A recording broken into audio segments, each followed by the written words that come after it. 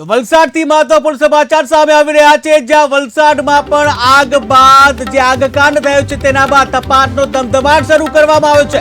વલસાડમાં પણ આગકાંડ બાદ તપાસનો ધમધમાટ, જ્યાં ગેમ ઝોનમાં તંત્ર દ્વારા હાથ ધરવામાં આવી તપાસ, ત્યારે ફાયર સેફટીના સાધનોનો જોવા મળ્યો અભાવ, કે જ્યાં આવવા જવા માટે એક જ ગેટ જોવા મળ્યો, ત્યારે ફાયર વિભાગે બે ગેમ ઝોન છે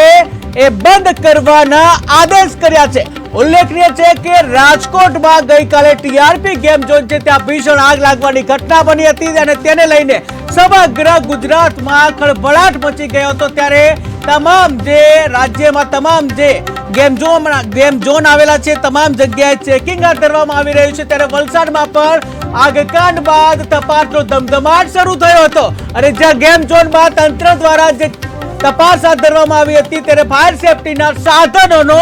અભાવ જોવા મળ્યો, કે જ્યાં વલસાડમાં જે ગેમ ઝોનમાં ફાયર સેફટીના સાધનોનો અભાવ જોવા મળ્યો, ત્યારે હજુ પણ કેટલાક એવા ગેમ ઝોનો આવેલા છે રાજ્યમાં કે જ્યાં ફાયર સેફટીના સાધનો નથી। ત્યારે શું ફરી કોઈ દુર્ઘટના ઘટે એની કોઈ રાહ જોવામાં આવી રહી છે? આખરે શા માટે ફાયર સેફટીના સાધનો ન હોવા છતાં પણ આવા ગેમ ઝોનને પરમિશન આપવામાં આવે છે? આખરે કયા અધિકારીઓ છે જે આવા ગેમ ઝોનને ફાયર સેફટીના સાધનો ન હોવા છતાં પણ પરમિશન આપી રહ્યા છે અને જેનો ભોગ નિર્દોષ લોકોએ બનવું પડે છે, બાળકોએ તેનો ભોગ બનવું છે? જે રાજકોટ ખાતે દુઃખદ ઘટના બની છે તેમાં પણ એવું જ સામે આવ્યું હતું, જ્યાં જે ટીઆરપી ગેમ ઝોન છે તેમાં ફાયર સેફટીનો જે એનઓસી નહોતું અને એનઓસી ન હોવાથી જે ફાયર સેફટીના પૂરતા સાધનો ન હતા અને તેનો ભોગ 28 માસૂમ લોકોએ જોવા મળ્યું છે, કે 28 માસૂમ લોકો તેનો ભોગ બન્યા હતા। ત્યારે વલસાડમાં પણ આવી એક જે ઘટના જે ન થાય એને લઈને જે તમામ જે તપાસનો ધમધમાટ શરૂ કરી દેવામાં આવ્યો છે, ત્યારે તપાસનો ધમધમાટ શરૂ થતા ગેમ ઝોનમાં તંત્ર દ્વારા જે તપાસ હાથ ધરવામાં આવી છે, જ્યાં ફાયર સેફટીના સાધનો